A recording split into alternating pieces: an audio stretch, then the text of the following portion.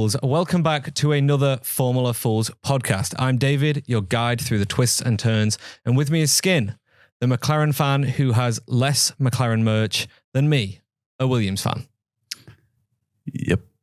I'm not sure who that speaks more poorly about. Me.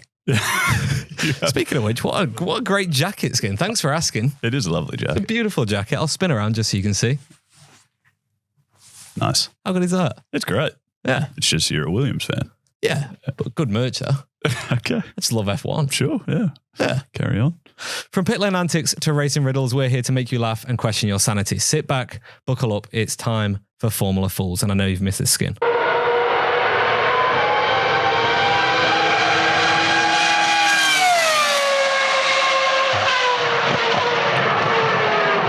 Fade that down because it goes on for a long time. Yeah, wonderful. Yeah. Nice. The reason we're playing that one is because someone DM'd us saying, please don't play that dragster car again. So I was like, okay, yeah, sweet. We'll go for the F1 car. Okay, that probably makes sense. Yeah, it makes a lot of sense.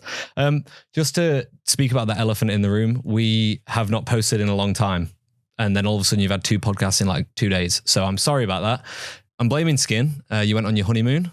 I did. You got married? Yeah, got married, Yep. went on a honeymoon. So I've been very off the tools, even more than usual. And I mean usual. Yeah. I'm not that on the tools. To be honest. You're a busy man. My time management is poor. So that's probably more the reason. Yeah. Your keyboard this week has been taking a major hit with all the emails and things you've had to be catching up on. Oh, yeah. I swear I'm just sat in the office and I'm just hearing Yeah, exactly. Just on the tools. Love it. So this week, obviously, is the Monaco Grand Prix. If you know anything about Formula One or you follow anything about Formula One, you can't miss it. Everyone talks about it. McLaren have launched this bit of merch, a new bit of merch just today, and have got the new special Senna livery as well. Did you see that? The yellow. I did. They posted about it about 700 times. Yeah. You could not see it. Literally. It was all over my timeline yesterday, and it's still there today. Yeah. But it's sick. Is that, speaking of, are the years on your jacket, are they the 5 times Senna one at Monaco, or why are they significant? I don't think they're the 5 times Senna one. I think it's just the 5 times that McLaren won during this kind of golden era of McLaren's dominance. Okay, gotcha. Yeah, because Senna holds the record for most wins at Monaco, I think 6 times. 6, okay. Yeah, so there's one missing off of there. Probably a Lotus one, though. Sure. I don't know. And McLaren hold the record for winning at Monaco 15 times over other teams. Crikey. Yeah, so McLaren have got 15, Ferrari 9, Lotus 7, Red Bull 7, Williams 6, BRM 5, Mercedes 5, and Tyrrell 3. Okay. Yeah. Beautiful. Yeah, so that's Monaco. Nice. Speaking of Monaco, yeah, as you just said, if you follow F1 or know anything about F1, you would know Monaco is a very big deal. Yep. I don't. So why is Monaco such a big deal? I have heard that. Everyone seems to rave about Monaco like it's the biggest race of the year. Yeah, it's probably, well, to start things off, there's something called the Triple Crown of motorsport. It's if you win the Indy 500, Le Mans 24 Hour, and Monaco. It's the Triple Crown. Okay. They are the 3 hardest races in the sport. In motorsport in general. And so they are considered like the top 3. If you win all 3, you've won the Triple Crown. Alonso has gone for it, failed. He's won everything apart from the Indy 500. It's not too late. It's not too late. Looks like he's going to be driving till he's dead. So. Yeah, but he'd have to leave F1 again because the Indy 500 and F1 usually fall on. It's very different training regimes and things because it's a different form of motorsport. You need to be a lot more muscly, like top heavy, whereas in F1 you need to be a bit more nimble, neck heavy kind of thing. So, yeah. So it's part of the Triple Crown. It is also just one of the longest serving tracks. Probably the longest serving track on the F1 calendar. Its first race was in 1929. So its 100th year anniversary is coming up at the end of this decade. Yes. Decade 10. Decade is 10. Go disc. Yes, end of this decade, it'll be 100 years since the first Grand Prix at Monaco. Obviously, Formula One didn't really start until the 50s. So, yeah. Not to get off track, we're going to talk about Monaco, but what's the difference between Grand Prix and Formula One? I assumed they were the same thing. Yeah. How were there Grand Prix in 1929 and Formula One not until 1950? 46, somewhere around there? 50s, 52, 53, maybe 54. I can't remember. Early 50s. So Formula One is actually like the rules that bind Formula One together. So it's kind of, it brought people together and said, here are a bunch of rules to compete in this category of motorsport. Whereas before that, Grand Prix, people could rock up with different forms of cars. They were all very similar, but like they were all different in terms of their engine and things like that. So you would see people like Ferrari and Bugatti, or Maserati. They would all show up with similar looking cars, but very different spec engines. And so it wasn't like regulated like it is today. So yeah, them early races were just kind of just people just rocking up because they loved driving fast. Okay. Kind of thing. They also used to race with hay bales, blocking the track and the water. And I think in 1955 or 56, there's a couple of occurrences of cars going through them and in the water and like literally being in the harbour in their car. At Monaco. But obviously no seatbelts or anything back then, so could get out real easy. Okay. Crikey. Yeah. So its history is the main reason why it is such a staple on the F1 calendar. And loved by motorsport fans throughout the world. Okay. It also brings controversy because there's a lot of newer fans to Formula One that think it's a stupid race because the racing nowadays can be fairly boring. So there's a lot of people saying it shouldn't be on the calendar anymore, get rid of it, blah, blah, blah. The reasons for that are fairly simple. The cars we have nowadays are super big, like we saw when we went to the Melbourne Grand Prix. Mm-hmm. All of the cars were just huge. And around these street circuits, around Monaco street circuits, it's really difficult to overtake. It's really difficult to do anything exciting. Yeah. So, okay. Yeah. So Monaco it's just a very small and tight track. Yeah. Right? Yeah. Because the whole country is only like a couple kilometers wide. Yeah. Yeah. Well, the track is literally the length and width of the country. Yeah. Yeah. Right. Like there's a couple of streets that go up above, like north of it, but yeah, it's pretty much the entire country is the track. Okay. Yeah. And so didn't that start, they were trying to propose weren't they trying to propose like some rogue Grand Prix where like people would start in different countries and all end up in Monaco? Oh, really? Yeah, that was my understanding. They used to do things like that. I don't know if it would be a Grand Prix, but they used to do sports races like that. Like sports car races where they would do like real long distances, like 2,000k sports races or 10,000k sports races, whatever. And yeah, they would start in different countries and finish in different countries. Right. So it wouldn't be start and finish. It wouldn't be like a circle kind of start and finish like we have. It'd be just one long course, like in rally.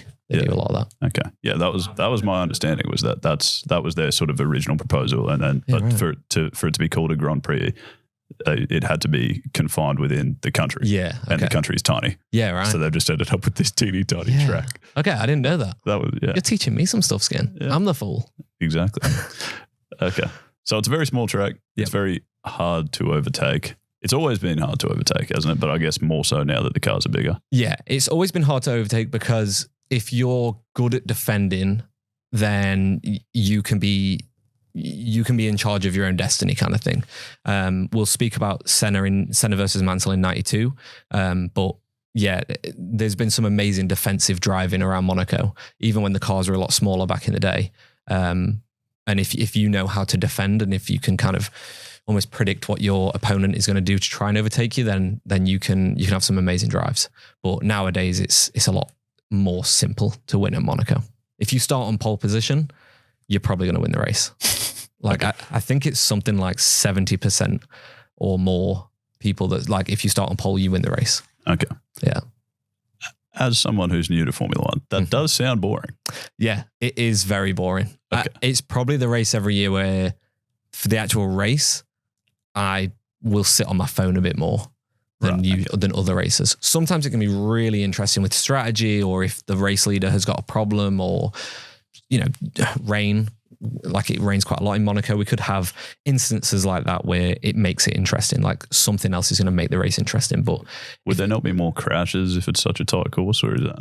Yeah. Well, yeah. So usually Monaco will have at least one safety car, sometimes 2 or 3 safety cars per race, which again can make it interesting. But if the lead car is someone like Max Verstappen, who always gets a big lead and has a dominant car, it's usually fairly straightforward. Like I'd put my money on Max winning this one, and I'm not going to get much in return, but my money's on Max because I just don't want to lose money. Okay. And then, so what is it about Monaco that, isn't it something like half the current drivers on the grid live there as well? I assume it's not just the history of Monaco that makes it an exciting race. Is it why do they froth it so much?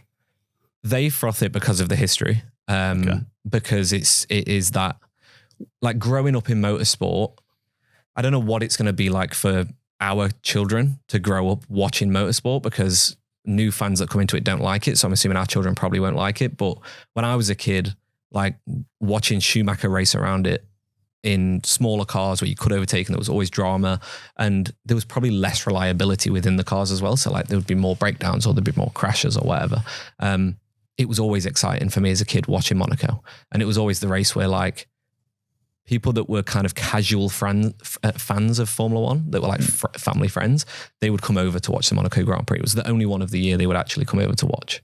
And so it was always kind of, to put it into your terms, it's like the Ashes or State of Origin.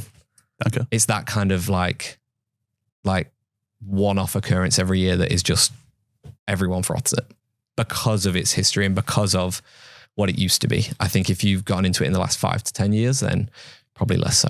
Okay. But interesting. Yeah. Does that not hurt you to say it all as an Englishman, given, wasn't Silverstone the first Formula One race? Yeah. Yeah. Shouldn't but you? I have no kind of nationality bias to anything. There's a reason I moved to Australia. I'm not the biggest fan of English people or England. Okay. So yeah, like, I don't care. Okay. Yeah, I really don't care. Yeah, great. And then the other thing I am being very, like, there's quite a bit of sarcasm there, by the way, but I seriously don't have nationality bias to anything. Okay, nice. I hate Hamilton. I know. Yeah, sorry, I just had to put it out there again. Yeah, every episode we seem to touch on that, so that's good.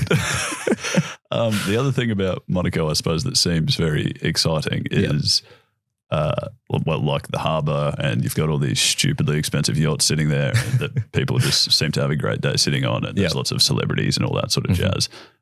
Is that more so than other tracks, I assume? Or is that just Formula One in general? It's becoming Formula One in general. I would say most tracks now there's more celebrities, there are more yachts and famous people and rich shows, and because there's the big like Monaco fashion show as well during the race weekend, and you know, there's all of this that where fashion comes into it and the casino comes into it and all things like that. But that is becoming more generalized. I would say Monaco started that trend, and Monaco was the first one to kind of have the F1 race and build, like, as a country, they built so much around the F1 race because they knew that they could make most of their profits throughout this weekend or this 2-week period that Monaco was going to be on. So yeah, like all the fashion, all the other stuff, the yacht parties and all that shit, like it all started in Monaco and it's starting to go to other countries now. Okay, so it's just a particularly wealthy area. Oh yeah, it's one of the most wealthy countries on the planet because they have no income tax, they have no kind of tax for businesses or anything like that. So that's why you'll see drivers live in there. Lewis Hamilton, when he was tax evading, you'll see drivers live in there. You'll see businessmen live in there, and high rollers in casinos and stuff will just like live there when they want to. Yeah. I don't know. You don't pay tax. Yeah. So basically, when we've when we've made our millions with the Chalks and with the Formula 4s first, obviously, we just go to Monaco and we'll be sweet. Monaco, buy some of their $5 million 1-bedroom apartments and studio apartments. Yeah. Perfect. All right. Can't wait. Yeah. That is really, that boggles my mind. I have no understanding of tax. But so essentially, I assume the country is just making enough money off of like the casino and the property and stuff. Yeah. 100%. And tourism as well. Like motorsport is probably the thing that put Monaco on the map. And so people throughout the year will go, because there's other races like the Formula E will race there. There'll be, just a few weeks ago, there was the historical Monaco race thing. So a bunch of like historical sports cars or Formula One cars that are privately owned, they were driven around the track and kind of did like smaller, you know, celebrations and races and things like that. Mm-hmm. And yeah, like most of the F1 grid, a lot of team principals and things went to that event, and that also brings in a lot of fans. So tourism is a big thing there, but it all goes into the casinos and the big shops like Louis Vuitton and things like that are also there. Like they make millions. Sure. Okay. Neat. Well, that's exciting. Yeah. Hopefully we'll see some overtakes or something cool happen. Doubt it. And then the track being so sort of small and tight, aren't there a bunch of safety regulations and stuff that it just doesn't meet anymore? Yeah. So I think we spoke about it a few weeks ago when we spoke about like racetracks and things like that. Each racetrack that gets on the Formula One calendar has to get a grade 1 certification by the FIA to say this is safe with its runoff areas, with its barriers, with its marshal training, all things like that. Like hospital facilities. Like there's a huge list of things that it has to adhere to get onto that list. And there's only 40 odd tracks in the world that are on that grade 1 certification list. Monaco is the only one that is on that list that does not have the right to be on that list, as in the track does not adhere to most of the things. So some of the things the track does wrong in terms of its safety features are track width. It's a lot narrower than every other track on the calendar and every other track that has grade 1 certification. Runoff areas, there are few and far between runoff areas at this track, mainly because you've literally got the track, a barrier, and then water. So like you can't have many runoff areas. Wait, runoff area just meaning like you can pull off the track somewhere if your car breaks down? Yeah, so usually it's like heavy braking zone. You would then want heavy braking zone into a corner like that. You want a significant runoff area just in case your brake fails or you lock up your brakes so you can straight on and like safely stop your car instead of just hitting straight into a barrier. Okay. There's a lot less of them around Monaco. And there's a certain amount that you're supposed to have, and there's supposed to be a certain distance that other tracks have. Monaco doesn't have it. But yeah, it just doesn't have it. Sure. Barriers and guardrails are fairly different to what you will see at other tracks. Most tracks, like when we were at Albert Park, they had like the big concrete barriers with the railings and things above it. A lot harder to move. Monaco, again, because it's so narrow and usually goes onto pavements, doesn't have a lot of the concrete barriers. It has reinforced Tech Pro barriers, which a lot of street circuits have. They're just like the metal ones that run all the way around the Monaco track. But again, not as safe or secure as the concrete ones like you would see at most race circuits. Okay. Yeah. Pit lane facilities. Something really funny about the pit lane facilities, and I really fucking hope we see it this weekend because it's always amazing when you do. The cars being as long as they are now, sometimes when they pull out the pits, they don't have the right turning circle to pull out. So they have to do a 3-point turn to get out the pits. So they'll pull forward, the team will push the car back, and then they'll have to go forward again to get out the pits. What? Yeah. It's crazy. No way. Yeah. Okay. It's the best. Brilliant. But yeah, pit lane facilities, it's the most narrow pit lane we have in all of F1. Mm-hmm. Does lead to some real interesting, like if there's a safety car and everyone dives in the pits, it's really interesting because the wide shot they'll show kind of looking down the pits is just wild. You've seen all these bodies just like rush out into the pit lane and it's just so narrow and it's crazy. Okay. It's absolutely crazy. So obviously like these are some things of the reasons it shouldn't be allowed on the calendar, but the reason it is, we've already spoke about historical. Oh, go on, Skin. Yeah, no, well, that just begs the question, why is it still there? Because like the whole thing about F1 is they've got all these really strict regulations that the car has to adhere to, and everything's got to be fucking perfect. And then they've just got this big old track that isn't safe. Yeah. Well, it's not that it's not safe, because I think you've got to take it with a pinch of salt, because the main thing to think about is this is not only is it the smallest track, but it's also the tightest track, which means that your average speed around the track is significantly slower. I think the average speed is like 99 miles per hour around this track, whereas it's probably usually like 140, 150 miles per hour around the track. So like it's circumstantial. Like you're going slower during this track than any other track on the calendar. So that's why they kind of are a lot more lenient with like things like the safety barriers and the runoff areas. Like they're a lot more lenient because of that. Okay. Do you know what I mean? I do. Let me ask. Yeah. I watched highlights of a Monaco race, like I think last year. Yeah. That bit where you're saying cars have gone over into the water. Yeah. They still move the yachts back 15 meters every year. Yeah. So is there much stopping cars from going into the water, or are drivers just not driving into the water these days? Like if they don't have big concrete barriers and they don't have enough runoff areas, is that not still a fairly decent risk? It's a very big risk. I think the main thing to think about is how cars crash, and usually into them sections, because most of them corners, if it is a corner that is where you are looking at the water, you're going really slow because it's a chicane. if it's anything that's high speed, you're usually turning away from the water. So you're most likely going to clip it with energy moving away from that barrier. So like we've never had a car in the river since we had the Tech Pro barriers ever in the water, not river. So yeah, like I think the chances are slim to none. All right. But yeah, it's a valid question. Okay. So then why is it there? Why is it allowed? Number one, historical significance. We've already mentioned that. It's super, super loved by everyone that has watched F1 for more than 10 years. Unique challenge is the next thing that was listed on this website that I found all this information on. Mainly because it's so tight and it's so technical. There's a lot of like really finite, you've got to be really like finite with your steering, and like you can make small mistakes and clip a barrier and be out of the race.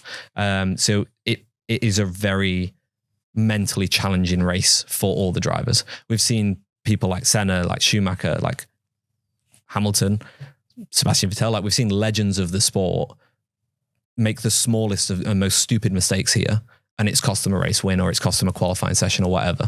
And so like you can never rule that out throughout the weekend, is that the mental challenge of winning Monaco is huge. Mm-hmm. Fan engagement. People travel from all around the world to go to Monaco, no matter if you're rich or poor. People will like stay in south of France and train in every day, or, you know, hitchhiking or whatever, just to get a glimpse at an F1 car going around Monaco. Economic impact, obviously, people are going to go. They're going to go to casinos. They're going to go to the bars.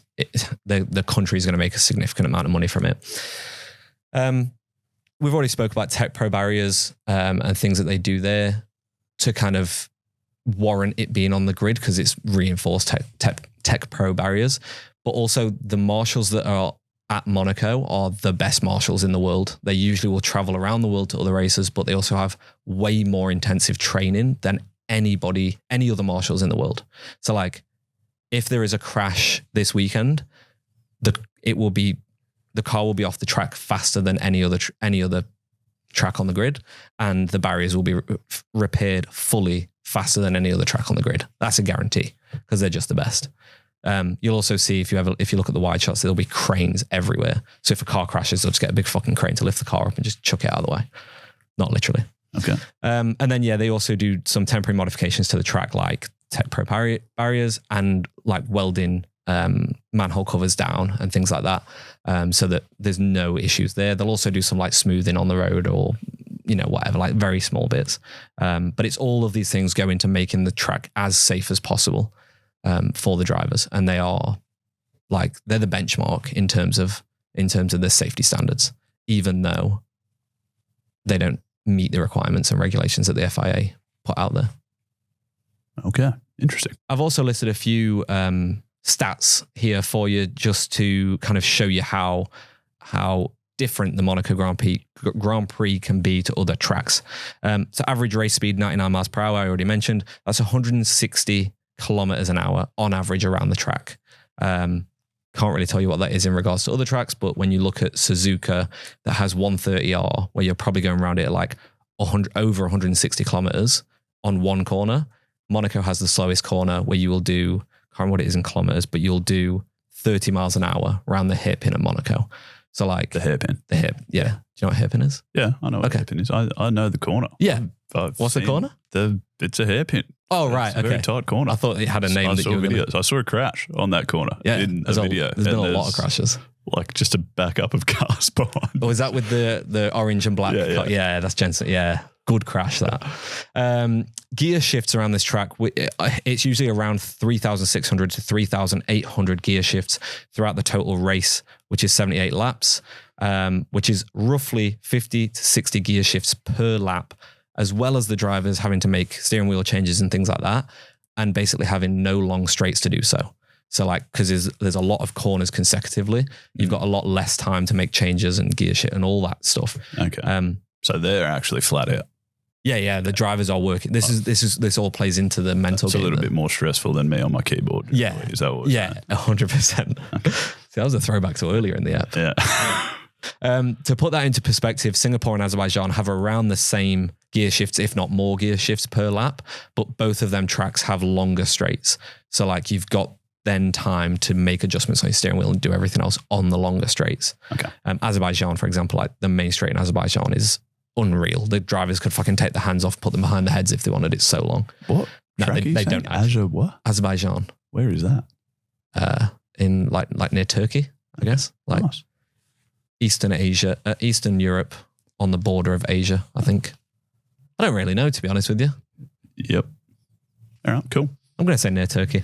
But then Spa, my favorite track at Belgium, you're looking around 40 to 45 gear shifts per lap. So obviously a lot less. And there's a lot of straights at Spa, as you can see on that. Yep. There's a hell of a lot of straight lines. And there's also a lot less gear shift. So yeah, like mentally, very difficult track with that. Mm-hmm. Pole position importance, I've already mentioned this. 70% of races have been won from the front row. So that's pole or second. So like if, let's say we get Max on pole, Lando in second, if Lando has a good start, like he kind of had a good start last week, and he gets him into turn one, Lando's probably won the race. But if Max is leading into turn one, Max has definitely won the race. Mm-hmm. Tunnel section. Monaco is the only track on the calendar to have a tunnel, an actual tunnel that goes under a hotel, I think it is, I'm pretty sure. Okay. During this, like while they're in the tunnel, it's the fastest section of the track. They'll hit 260 kilometers, 162 miles an hour, accelerating from daylight into the tunnel, which is lights, and then back out into daylight before dropping down a hill and into the most intensive braking section on the track. So it's a fairly intense straight because you've got that, like, you ever been in a tunnel, like just driving your car and you come out and you're like, oh, your eyes. Yeah. Yes, Dave. I've driven my car in tunnels. Yeah. I don't know, Skin. I don't know. You may not have. Okay. There's not many tunnels around here. Okay. I mean, there's a big one that runs underneath Brisbane. Yeah, the Clem 7. Yeah. Great people down there. I don't know, Charlie. I don't even know.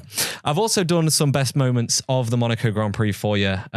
Just because there's been so many great moments, I thought I'd highlight my top 3 moments. I do have some special mentions.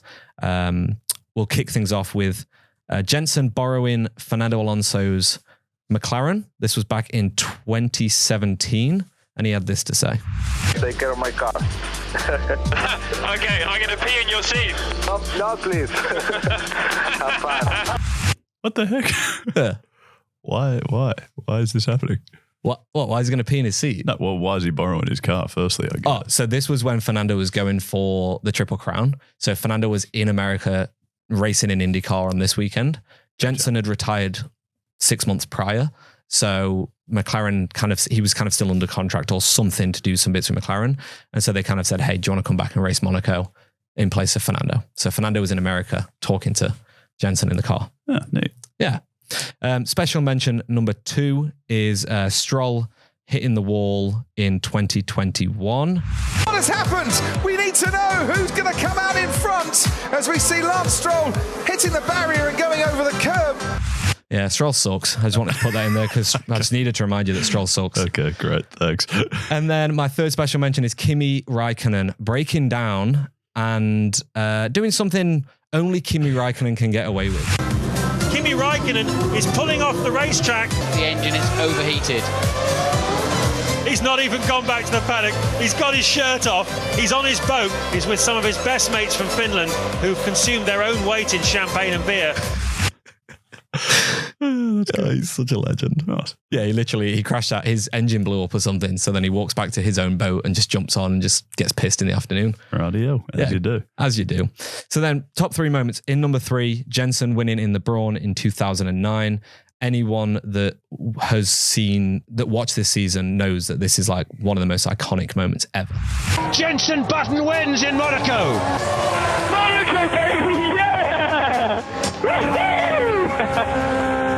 Something really funny about that as well. He parks his car in the wrong place. So he pulls into the pits to park his car. But at Monaco, you park your car on the start-finish line. Yeah. Again, something a lot of tracks are now copying. Because you go up to like the royal box and the podium is like with the prince and princess of Monaco. So there's a clip then of him sprinting down, like he's jumped out of the car, he's still got his helmet and everything on, and he's just sprinting down the road of like the main street of Monaco to just get to the start finish line. It's fucking hilarious. Okay. In number 2, Michael Schumacher locks up in the tunnel behind a safety car and ruins his race. Schumacher has had an incident in the tunnel, has hit the wall and has knocked off his left front wheel. And Michael's locked up his left front and squeezed somebody against the barrier who spins him out. He was literally leading the race, and then he's locked up behind the safety car. Just cruising behind a safety car. Cruising behind a safety car. How is his car it's still just going along okay enough with one wheel sideways? Mate, Schumacher is honestly crazy. There's also a clip where he hits the back of someone. This wasn't at Monaco, just at another race. He like hits the back of someone who kind of like pulled out in front of him, loses his entire tire. The suspension's gone. So he's got 3 tires on the car, and he drives fully around the pits, gets out the car, and then runs down the pits to fight the guy. Like genuinely, he's like throwing punches.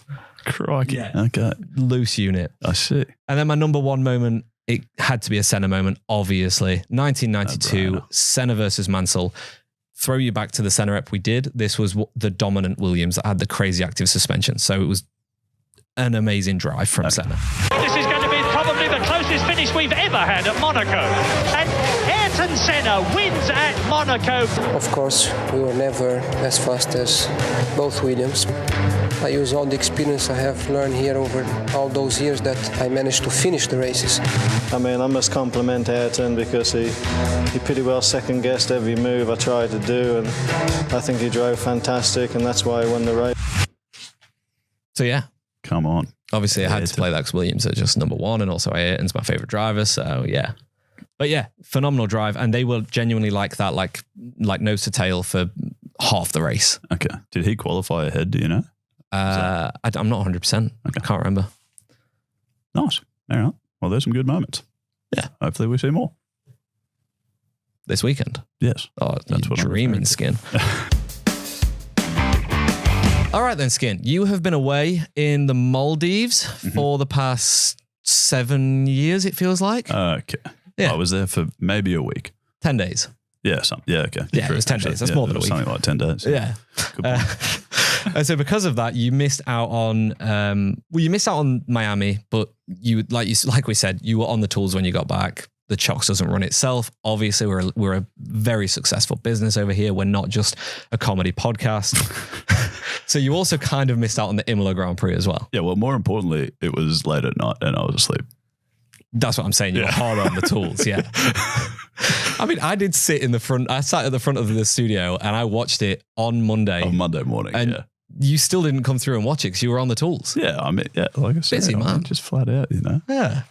So let's catch up. Yeah, please tell me about what's happened. I followed little tiny bits and pieces. Yeah, and it seems like Lando Norris is suddenly very good. Yeah, what's that all about? Well, I don't. McLaren said they were bringing an update to Miami like weeks before, and I don't think anyone anticipated the upgrade being as big as it was. So like they kind of rocked up and were like, oh yeah, Lando has got the upgrade, Oscar doesn't, because getting parts from England to America is very difficult. So they kind of wanted to test it on his car first. Okay. So Norris had it for Miami, and from like the first free practice session, it was like them upgrades work. It was amazing. Like he came out of the car, just had so much confidence in the car, and he was looking like real consistent. Car was looking nicely balanced. And then in qualifying, I think Oscar was ahead of him in qualifying. I can't remember, but like it was marginal, and Lando got blocked. He had a bit of a shit one, like a bit of oversteer. Everyone was struggling in qualifying. But then in the race, Lando just league of his own, just like dominated. Yes. Yeah. Yeah. He won it. Well, yeah. That's what I mean by dominated. Because he's not Max Verstappen. Yeah. And it's also his first race win. Yeah. Yeah. So that was nice. Well done, Lando. What were the upgrades? Do we know? Yeah. So they had a new front wing, new front suspension geometry, and a revised front brake duct and winglet, they also completely revised the floor and had some new bodywork around the engine covers. Okay. So like a fairly big upgrade this early in the season. Oscar did eventually get it the week after in Imola, and again showed that the upgrade is working because both of them looked very fast in Imola. But yeah, huge upgrade.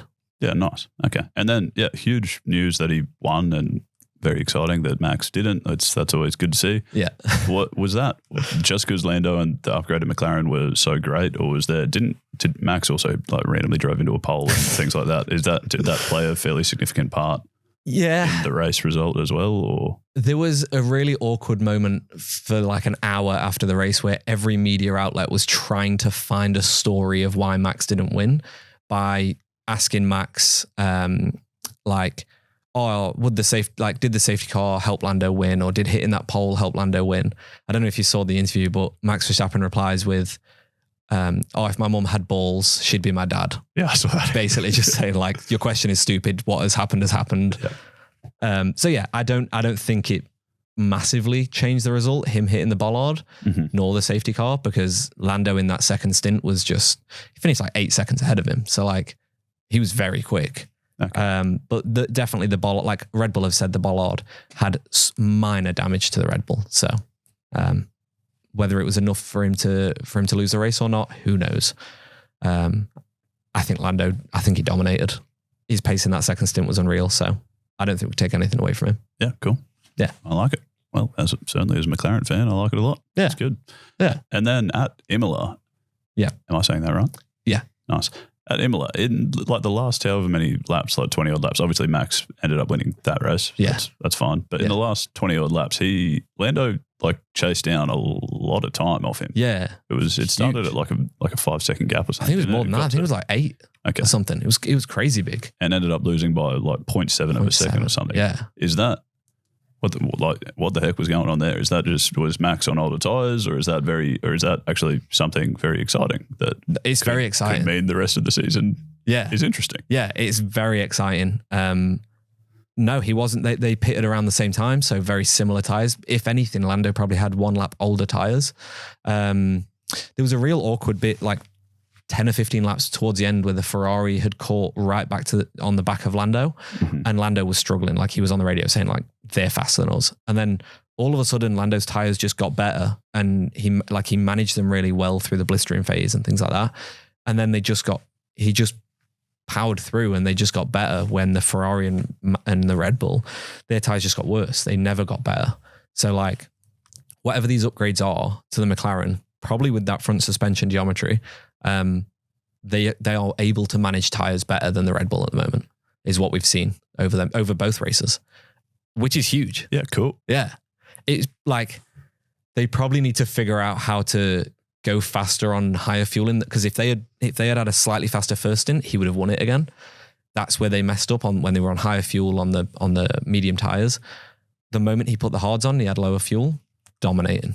Absolutely dominating. And it was all down to tires. Like Max was on the radio complaining about like his tires being fucked, and Lando's kind of just like you could see him sliding and stuff, but he was managing it better than Max was. All right.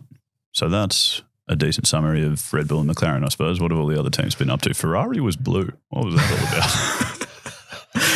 about? Ferrari played one of the best social media marketing strategies I've ever fucking seen in my life.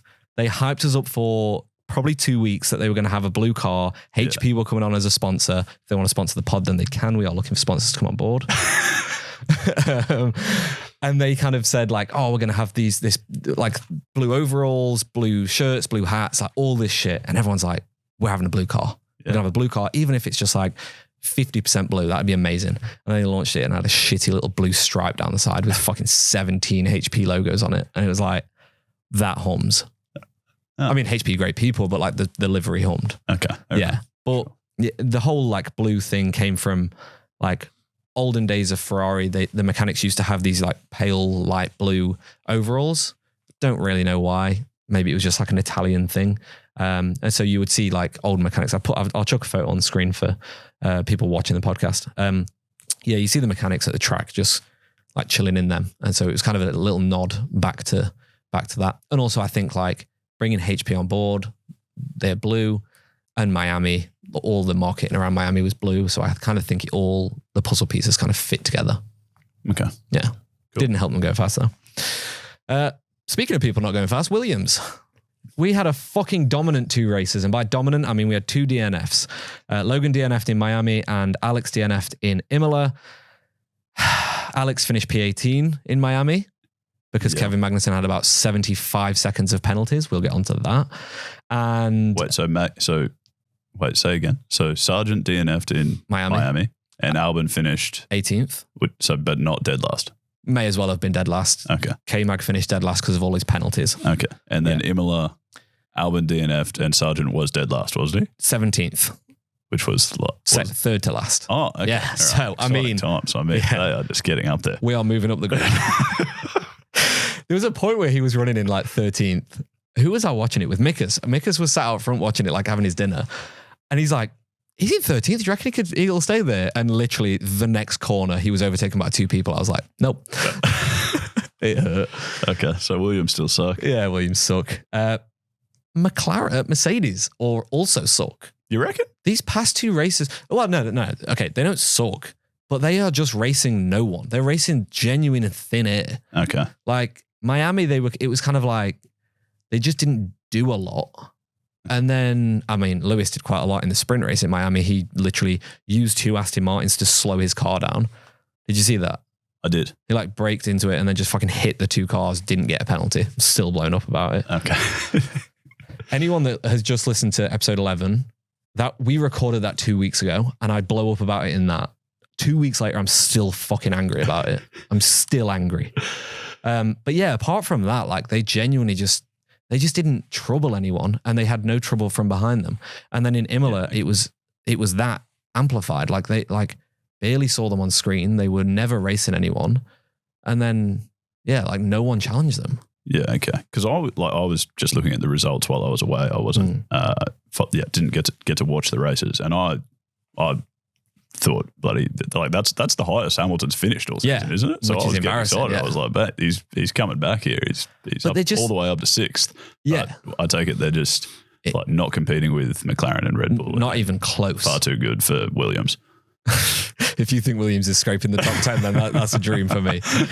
But yeah, genuine, like that is it. It's probably the worst place you can be because you're just going out there spending all this money to never race or compete. Like, yeah, okay, you can finish 6th and 7th. Good point. Like, fuck me, as a Williams fan, I'd take all them points every day long. Yeah, well, you're on 0. Thank you. But for a team like Mercedes, off the back of fuck you. Off the back of the success that they've just had, it's just embarrassing that they're just not even like challenging their customer of McLaren. Yeah. That was a good burn from you. You're happy about that one. I was, yeah. Yeah, no, it would be really embarrassing to have all those points. Yeah. Mercedes, they suck. I hate myself. I hate myself for being a Williams fan. I don't. I love Williams. Haas have done pretty well the past 2 races. Like they've brought a few upgrades. Like I don't think as big as the McLaren, but like brought some upgrades that clearly are working. Kevin Magnussen has got a lot of penalty points and might get a race ban this season. A race ban? Yeah. So you can get 12 points on your license, just like in real life. If you hit that 12 points, you have a race ban. Oh. And they can be from, some of the points he's gathered are fucking stupid. It's like going off the track and getting an advantage. 3 points. It's so daft. Really? Yeah. Wait, so the time penalties aren't the only penalties? You also lose points on your license? You get every time there's a time penalty? Not every time, because sometimes it's like that and they're just like, but like, yeah, if they class it as dangerous driving, then yeah. But that dangerous driving is so subjective at the moment because, again, Hamilton hit 2 people into turn 1 and got 0 penalties, 0 penalty points. Okay. Kind of makes no sense. Wait, so do you know how many points K-Mag's got left? 2. 2. He's on 10. Yeah, he's on 10. He's got 2 points left. Holy Moses. And pretty much every penalty, like if he has another crash that's his fault, he'll get 2 points. He'll be suspended. So like the chances are fairly high that he will have a race ban this year. Okay, wait, and then he has a race ban. Yeah. Does he come back in with 12 points or? No, it starts again. I'm not 100%. I don't know. I do know that the penalty points last 12 months. So if you get penalty points on the 1st of January in 2024, then 1st of January 2025, then penalty points from that day are eliminated. Okay. But if you get points on the 1st of Feb, they're not eliminated till the 1st of Feb. So it kind of still can accumulate from the previous season, which is where some of his comes from. I think some of his are from the end of last season. Righty, there you go. Yeah. Cool. So race ban coming his way, probably. Most certainly. Nice. Alpine got a point in Miami. Well done to them. Yep. Esteban Ocon, was it? Esteban Ocon, yeah. Yeah, cool. Yeah, good P10. Solid race, to be honest. I think they've brought some upgrades. I think they're also just starting to understand the car a lot more, because they're kind of getting to, like, they got to Imola this weekend and it was as if they had the setup kind of figured out earlier. Whereas like the first few races, like Australia was a real bad one. They just looked off the pace straight away and like looked like they didn't know what to do with the car. So it seems like they're kind of on a nice, steady upwards trajectory. And getting a first point would have been huge for that team as like a little morale boost for them. So go Alpine. I don't say that often. Nice. Yuki Tsunoda's also been good, hasn't he? Yeah. I mean, if you're comparing him to Daniel Ricciardo, he's been dominant. Like, may as well be world champion if we're going to compare him to Daniel Ricciardo. I was more comparing him to the pack. I thought he was 7th in Miami. Yeah. That's not bad for... Again, I think that's very similar to the Alpine story. I think that team is starting to get the car more. Okay. I think they're starting to figure it out a bit more in setup wise and the drivers understanding it and stuff. So yeah, he's going well. He's going real well. Cool. Yeah. I mean, Danny Rick is doing all right since he got his new chassis, but he got fairly unlucky in Miami and then just kind of didn't perform in Imola that much. Wonderful. But yeah.